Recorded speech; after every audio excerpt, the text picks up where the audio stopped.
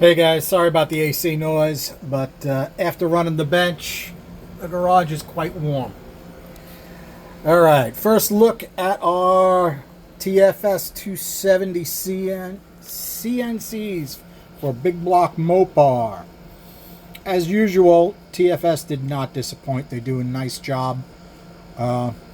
I would still have somebody to go through them. The guides were like right on the money. The guides were great. A couple seats could use a touch up, so I'm sure I will touch up all the seats. I'll show you the numbers on that. I will show you the completely stock flow test. You can even see we did some Dykem. It looks damn good. They got a nice high short side radius on it. Yeah, it's hacked up with clamps, guys. Sorry, I'm not going to drill my extra special bore adapters that were done by my buddy Brian without a head gasket. I don't have a head gasket, so it's just duct taped down. Our leakage was about 2.9 CFM, which is not terrible. So you can take that right off the top of our numbers. Let's pull this off the bench and take a look at it. Okay, I fully expect to forget to show you guys this, but not bad as far as our bore Dykem looks. Okay, as you can see, they did a pretty good job as far as the shape of the bowl and so forth. You can see we've got a little bit of Dykem on the left side of that guide. We do have a decent amount of liquid going right towards the plug. We got some decent splatters. We got some splatter that comes all the way around, actually. Let's take a look at the face of our exhaust valve. Okay, the face of our exhaust valve has got some on it. Now, the exhaust valve I need to speak about. It's actually a hair oversized. The heads in the paperwork specify a 1.76 inch valve. This is a 1.81. The owner of these was determined to have an oversized exhaust valve. You can see I just gave it a 1 second lap to see where the existing seat lays on it. It does need a touch of work in order to make it lay perfect, which I figured is no big deal. The intake is a 2.19. It's actually a manhole cover disguised as an intake valve.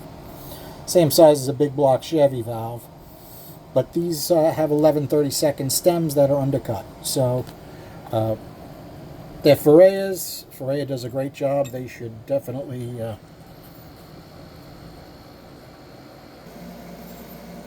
all of these companies should definitely support my channel. I'm not sure how, but that would be great. I definitely support these guys. They put out nice products. As far as the Dykem on the valve, I think it probably could be better. We'll see how we do on that. This does not have a back cut. I'll see how it goes before I decide to put in a back cut on it. This is going to be a fairly radical piece. It may actually be better off without a back cut. Give me your input on that. As far as our angle of our vane, I think it's off the slightest a bit, but they did a good job. As usual, TrickFlow did a good job. And as far as wedge combustion chambers go, not bad. I probably would have done it a little bit differently. I think this angle is a little too flat. I would have radiused this in. I would have shrunk this in here a little bit. But that's just me. That's my opinion, which means absolutely nothing. As far as the finish on the CNC, let's take a look at a port that doesn't have Dykem in it. Okay, it's got a fairly rough step over, but it has a very nice shape to it. Okay, and the exhaust is done quite well, but I'm pretty sure we can be able to squeeze a few extra CFM out of it just by changing our texture and reshaping around that guide a little bit. It actually flowed quite well, better than I expected. In fact, intake and exhaust port were both a little better than I expected on this. Okay, since this is going to be such a large engine, a 535 to a 540, the actual minimum cross-sectional area may be a bit of an issue. They did a really good job as far as CNC and how far over they brought the pushrod wall. There is not, I repeat, there is not a lot of low-hanging fruit on these heads. They are not going to be the easiest thing to pick up. Now you have to realize a 270cc port sounds big for small block stuff, but an engine that big is not necessarily, it's not necessarily a big port for an engine that big.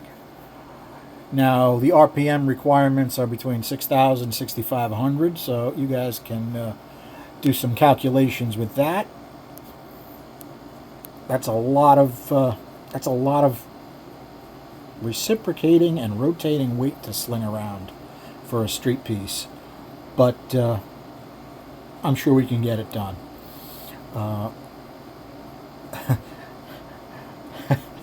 The owner of this project is Dangerous Donny, and that is going to be the name of this project. Dangerous Donny's 540, I think we'll call it.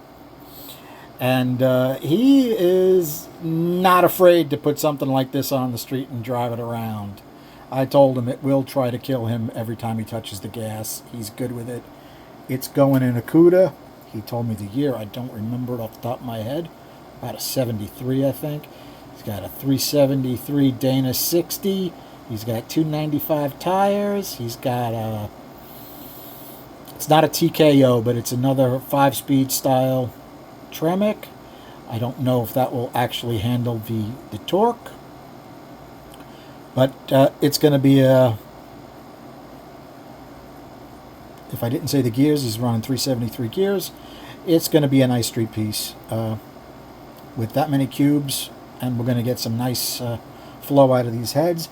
I am not going to go berserk on these before I get the intake manifold. Chances are the intake manifold will be way more restrictive than these ports when it's all said and done.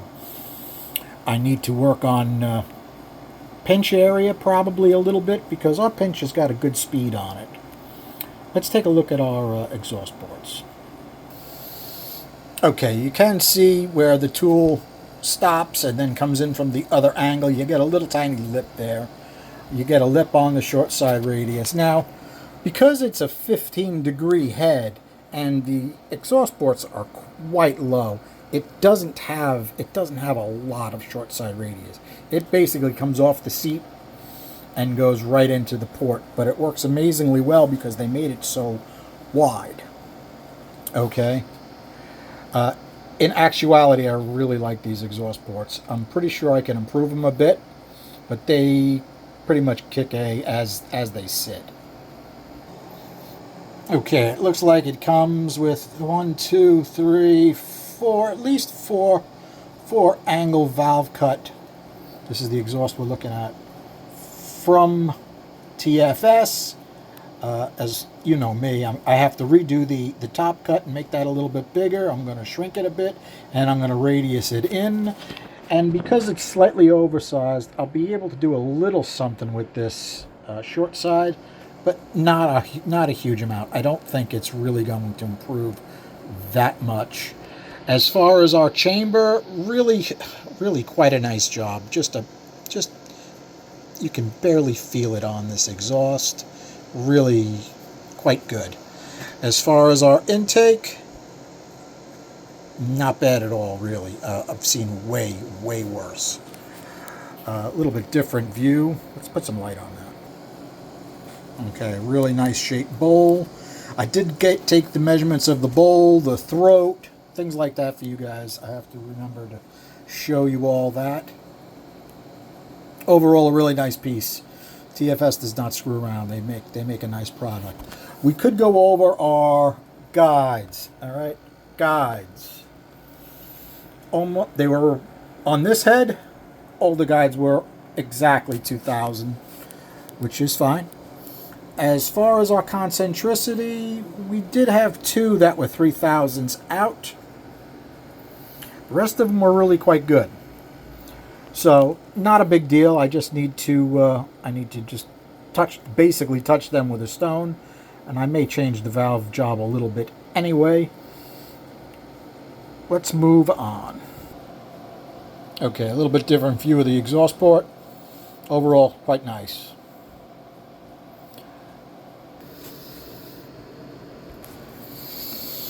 Okay, the throat is 1.986, which comes out to 90.6% with a 2.1-inch valve.